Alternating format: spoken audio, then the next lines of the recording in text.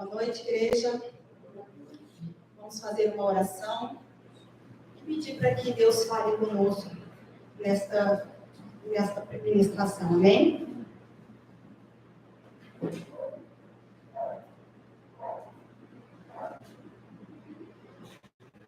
Ó Pai, o Senhor sabe das minhas condições. O Senhor sabe das minhas fraquezas, dos meus medos. O Senhor sabe que tenho sido colocado no fogo e por muitas vezes eu tento resistir a não ser colocado ao fogo naquilo que é a minha fraqueza. Mas nesta noite, assim o Senhor me convidou para que eu estivesse aqui e passando essa palavra. E o Senhor sabe o quanto eu preciso de Jesus para dominar os meus sentimentos, para dominar a minha voz, para dominar tudo em mim. E eu preciso muito, Jesus, que o Senhor abra o entendimento da tua igreja, pois é um assunto que não é muito falado. E as pessoas aqui na igreja, nós praticamos isso, mas são vistos muito mal por muitas pessoas. E eu oro neste momento, te pedindo para que o Senhor abra o entendimento, para que as pessoas compreendam e entendam, assim como o Senhor um dia abriu o meu, e eu pude entender, em nome de Jesus. Amém. Abra a tua Bíblia em Mateus, no capítulo 13. Mateus, no capítulo 13, a partir do versículo 24.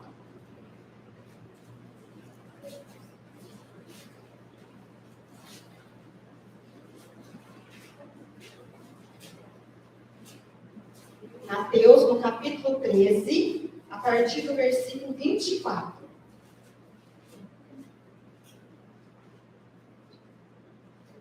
E como todos já viram, o tema será as diferenças entre o joio e o trigo.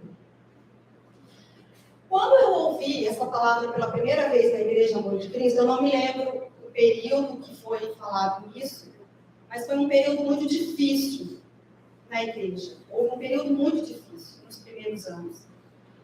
E eu, sentada no meu lugar, quando eu ouvi essa parábola do joio e do trigo, naquele momento que eu saí daqui, eu comecei a pedir para o Senhor se eu fosse o joio da Igreja Amor de Cristo, que o Senhor, então, se tivesse uma chance, porque o Senhor deu essa palavra, então que o Senhor pudesse transformar eu em trigo.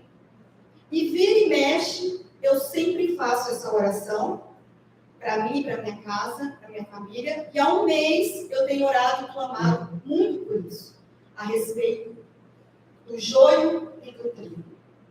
Então aí no versículo 24 diz assim: apresentou-lhe outra parábola, dizendo: o reino do céu é semelhante a um homem que semeou boa semente no seu campo. Mas enquanto dormiam os homens, veio o seu inimigo e semeou joio no meio do trigo e seguiu o seu caminho.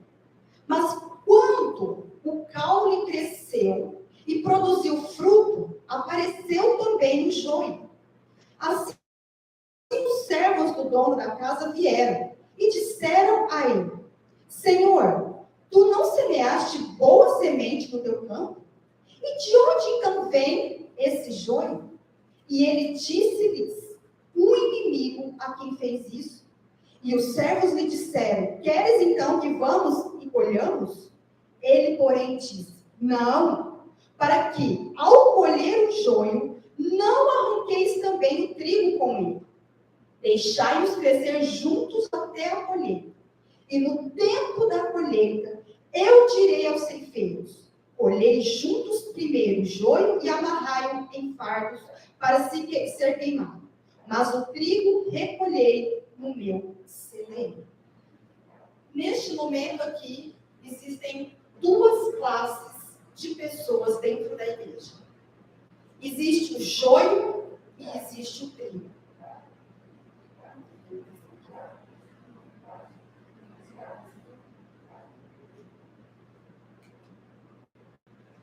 Deus tem pessoas preciosas em sua igreja. Há também homens e mulheres que são como joio entre o trigo. Mas o Senhor não vos dá a vós, a quem quer que seja, o encargo de dizer quem é o joio e quem é o trigo. Então não cabe a mim aqui na frente apresentar e ficar apontando quem é o trigo e quem é o joio. E ele continua.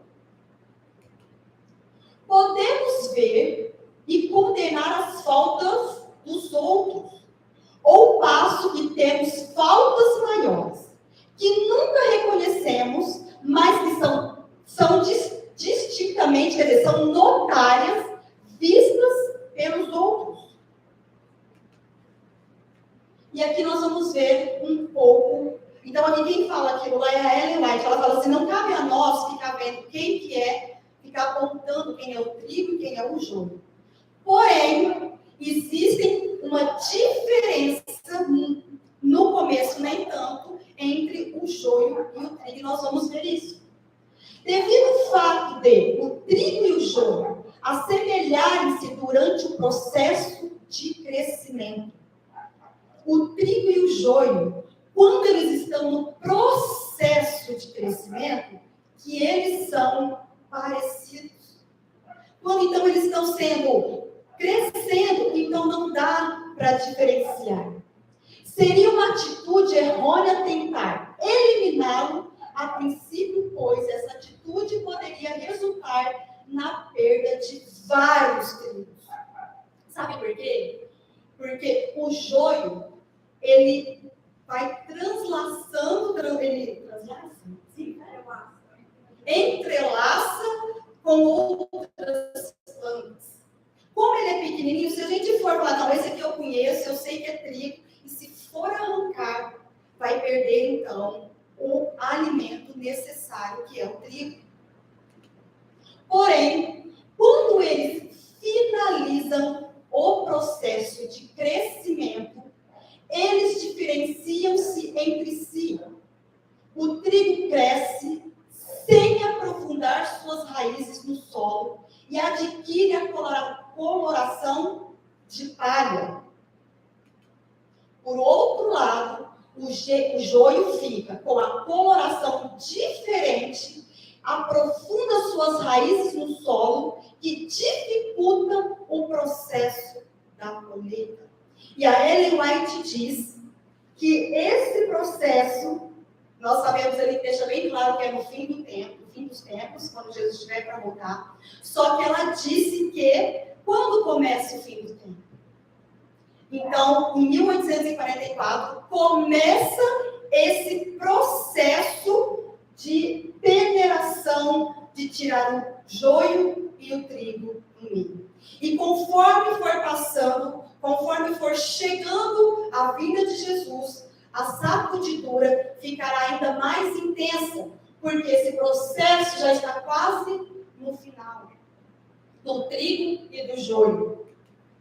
O trigo é maleável e se curva com facilidade. O joio é muito rígido e não se curva nunca. O trigo, quanto mais maduro, mais fácil de colher. O joio fica mais enraizado, mais difícil de ser colhido. O joio pode ser tóxico quando consumido por seres humanos. Essa eu não sabia. Por isso que é necessário, por isso que precisa ser arrancado. Porque o trigo, ele vai fazer o quê? Vai trazer alimento. Mas se nós comermos o joio, é muito perigoso para a nossa saúde. Suas raízes também possuem diferenças.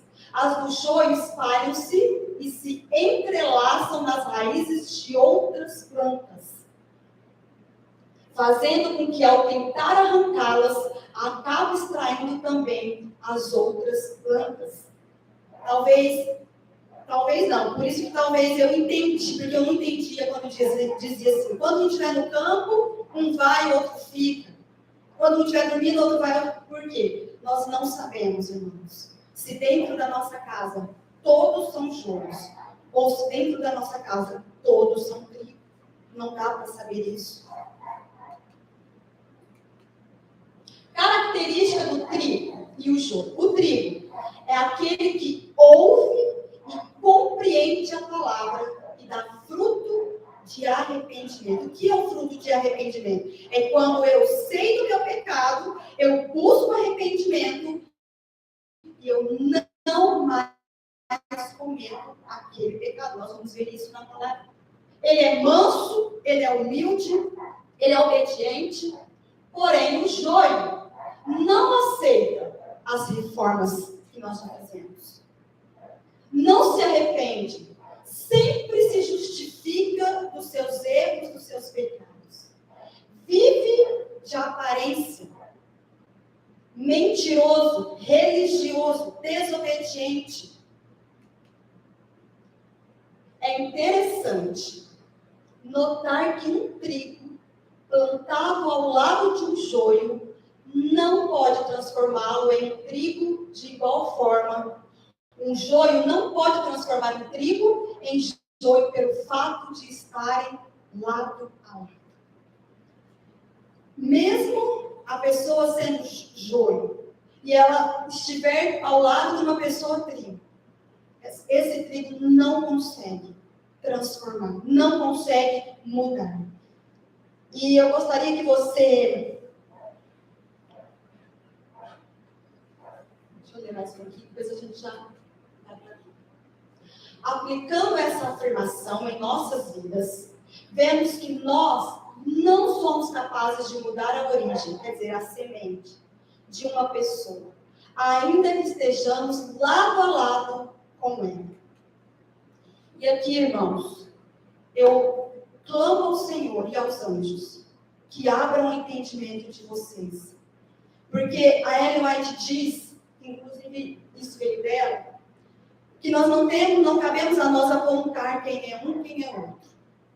Porém, ela vai começar a nos dar conselhos, porque nós vimos que nós não precisamos apontar, mas existem características, e dentro da igreja a gente consegue, pelas características, saber quem é o trigo e quem é o joio. Embora que isso não quer dizer que vocês talvez falem assim, não, hoje eu posso ser que hoje eu seja joio. Essa investigação é somente Deus que pode fazer. Mas ela dá um conselho para nós. Mas, muito embora nossa origem não possa ser mudada,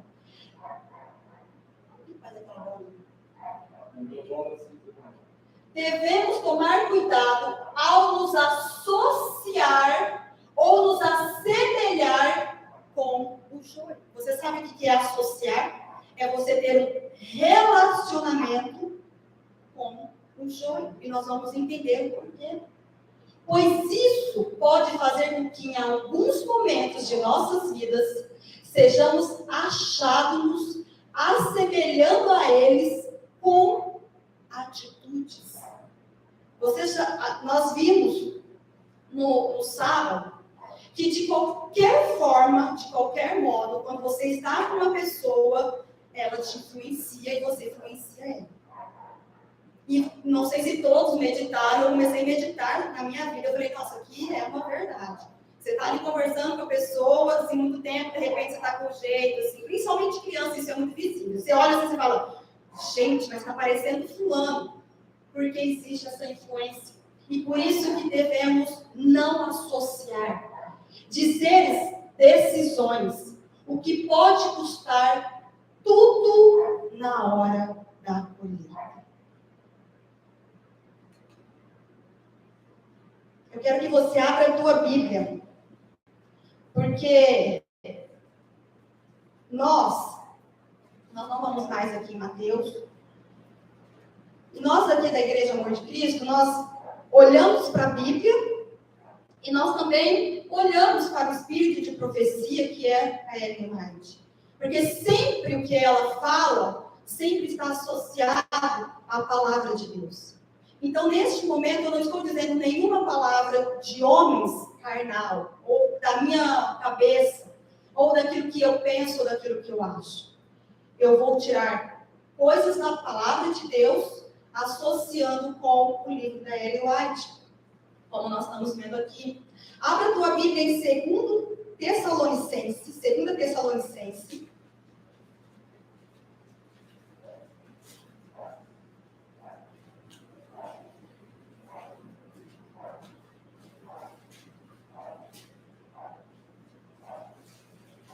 Segunda Tessalonicenses, no capítulo 3. Segunda Tessalonicenses, no capítulo 3, nós vamos ler o versículo 6.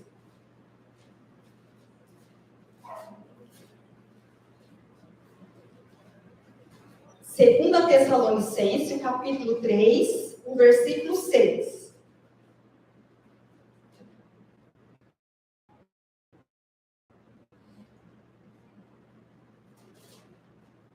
Amém? Todos acharam?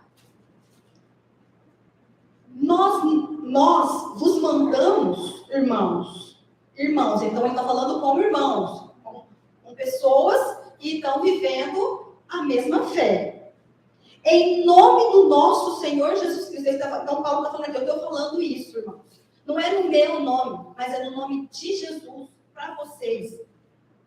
Que vos aparteis de todo irmão. Ele fala para se apartar das pessoas lá fora. Com as pessoas que não conhecem a palavra de Deus. Ou ele deixa bem claro aqui que ele está falando com irmãos. E ele vai continuar dizendo. Que anda desordenadamente. Quer dizer, fora da ordem. Sabe esse irmão que está fora da ordem, que está desequilibrado, que não está obedecendo. E esse obedecer, irmãos, são coisas que o Senhor já vem falando conosco há vários anos. Porque não existe pecado novo. Eu estou lutando por um pecado, não sei se é um pecado, mas uma falha de caráter, que há anos. Então isso não é novo para mim. Mas é difícil ainda eu fazer. E aí o Senhor está falando assim, esses desordenados que estão fora da ordem, e ele vai ainda continuar. E não segundo a tradição que ele recebeu de nós. Então ele está falando assim, sabe esses? Que aquele que eu sentei, que eu falei, que eu expliquei, que eu mostrei, que eu exortei, que eu falei em amor. Esses que não estão me obedecendo, então eu quero que vocês façam o quê? Apartas. Continuando aqui. Vivendo como pecadores e alegando ser cristão. Então, o que ele está falando a respeito desse irmão que está vivendo como os pecadores, alegando ser cristão. Os que pretendem ser cristão, você quer ser trigo, porque nesta noite o Senhor vai fazer esse convite para nós. Você quer ser o trigo e não querem confessar a Cristo, devem sair dentre eles e não tocar nada imundo e separar-se. Então, a Ellen White está dizendo aqui, olha, esses não é para você, é para você que quer continuar seguindo, você que quer continuar obedecendo a Cristo, então sai dentre eles e se separe. As duas classes, joio e trigo, não se misturam imperceptivelmente, quer dizer, não é aquela coisa que você consegue ver, aquela coisa que você está ali, sabe? Como as cores do arco celeste, porque o arco celeste a gente consegue ver o lilás, o rosa, tudo no seu devido lugar. Mas são tão distintas, quer dizer, são tão notórias, como a meia-noite, que é uma escuridão, que é trevas, como ao meio-dia, que é clarão.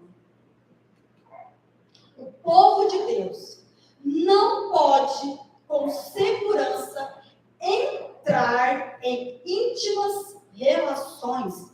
A Ellen White diz que nós não devemos expulsá-los da congregação. Não devemos proibir de tomar a Santa Ceia, porém, entrar em íntimas relações com os que conhecem a verdade, mas não praticam. E eu queria que vocês abrissem a Bíblia de vocês em 2 João.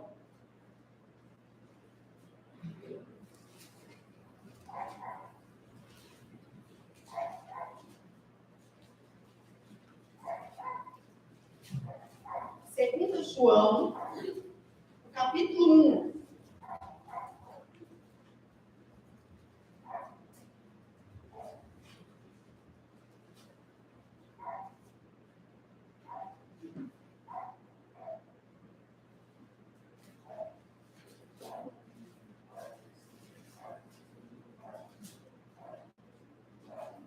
Todos acharam?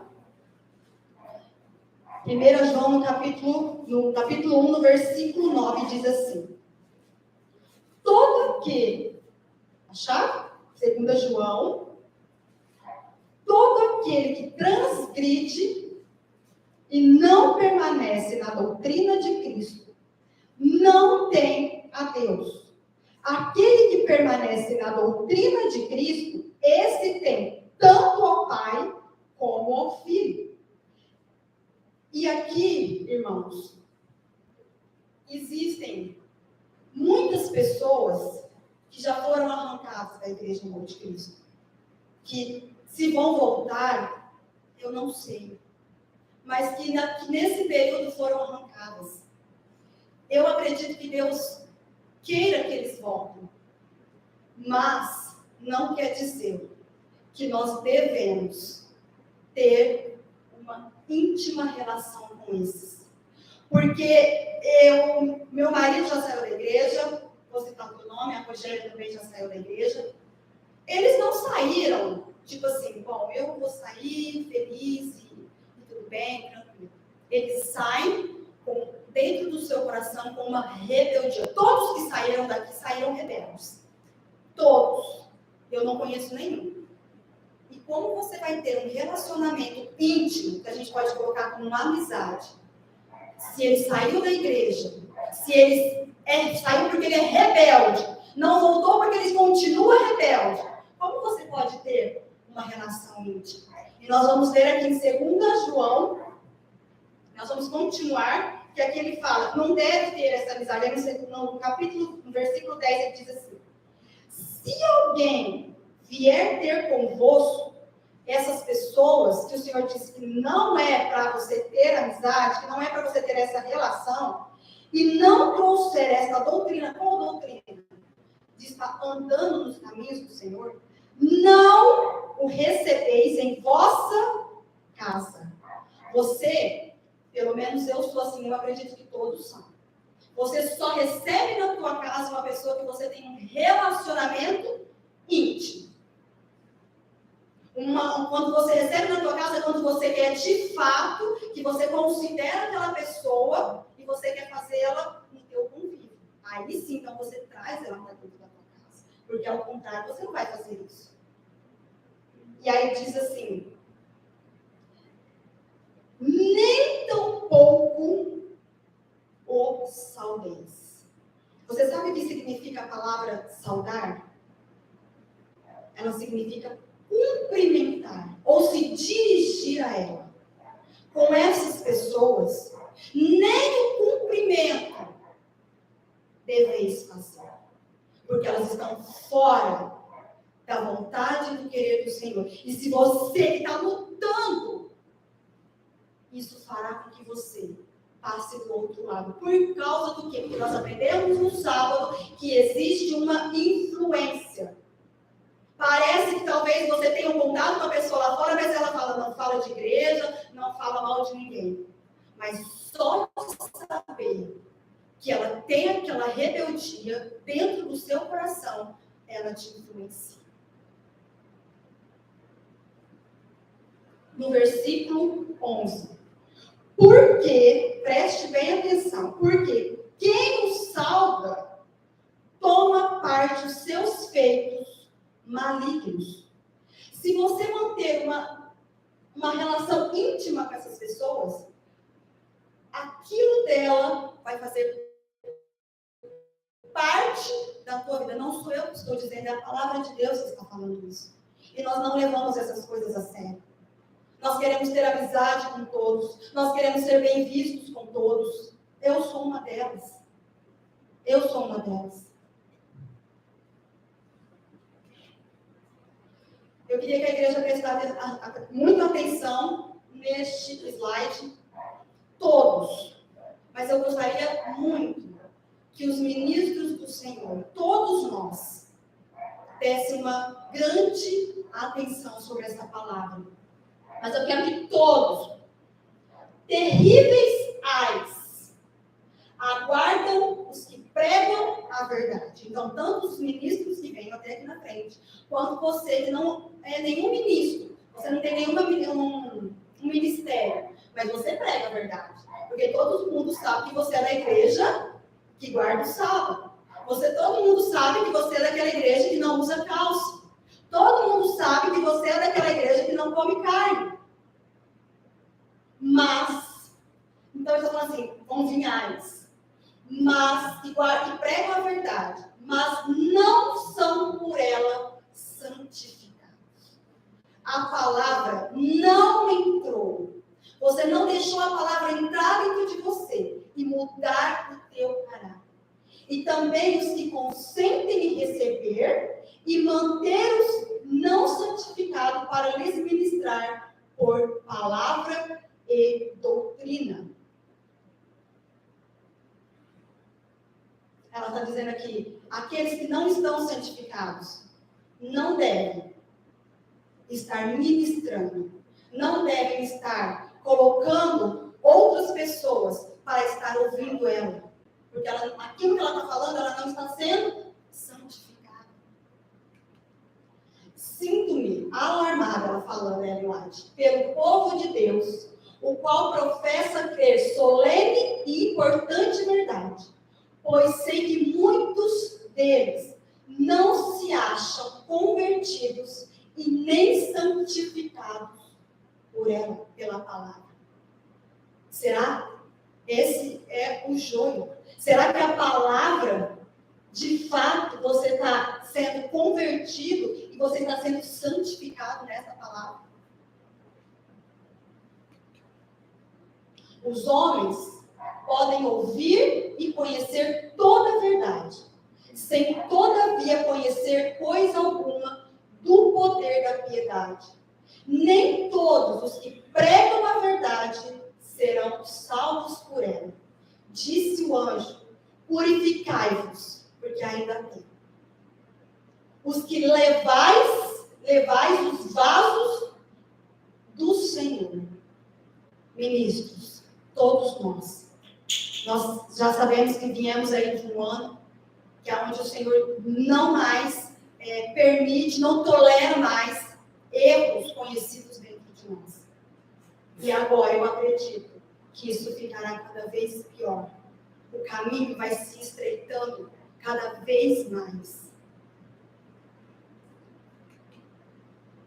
Para terminarmos, abra a tua Bíblia em 1 João, no capítulo 2. 1 João, capítulo 2.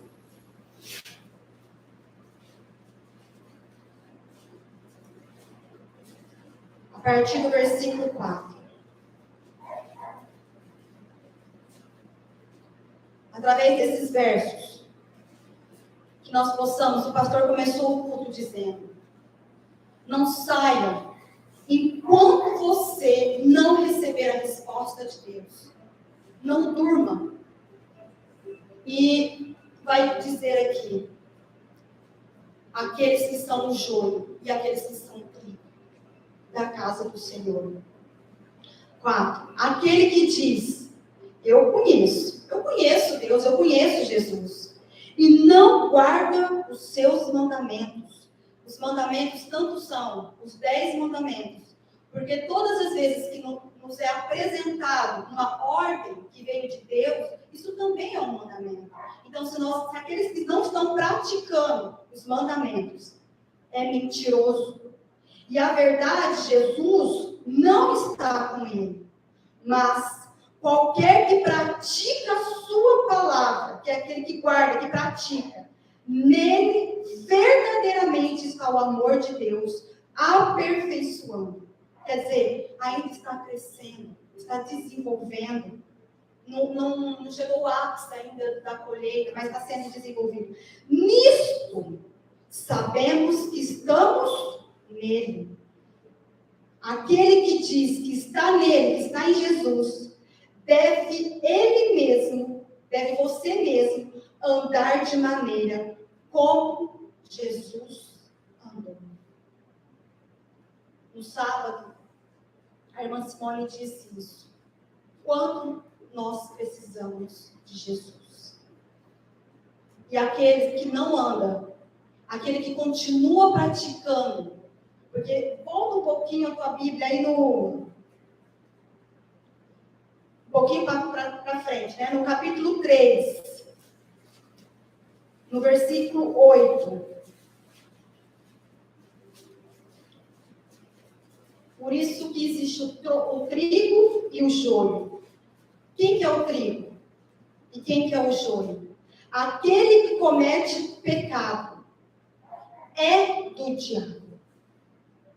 Está escrito aqui. Se nós estamos praticando o pecado, nós somos do diabo. Porque o diabo peca desde o princípio. Para este propósito, o Filho de Deus foi manifestado, para que pudéssemos destruir as obras do diabo. Hoje nós temos e podemos ter Jesus e dizer em Jesus, eu tudo posso e não vou mais ser assim. Aquele que é nascido de Deus não comete pecado. Nós estamos cometendo pecado, então nós não somos nascidos de Deus. Porque a sua semente permanece nele e não pode pecar. Quando nós estivermos, de fato, cheios de Jesus, nós não iremos pecar. Porque ele também não pecou. Porque é nascido de Deus. Nisto, os filhos de Deus são manifestos. E os filhos do diabo, aquele que não pratica a justiça, não é de Deus, e nem aquele que não ama o seu irmão. E neste momento, por que o Senhor pede para não associar? É porque não existe amor? Não. Porque o Senhor precisa.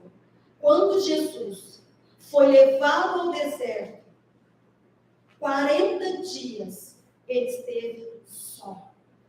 Quando Jesus estava na cruz, naquele momento, ele esteve só. No jardim do Getsemane, você já foi no jardim do Getsemane? Você já foi lá? Você sabe como é? Sabe como que é o jardim do Getsemane? Porque naquele momento Jesus não tinha pecado.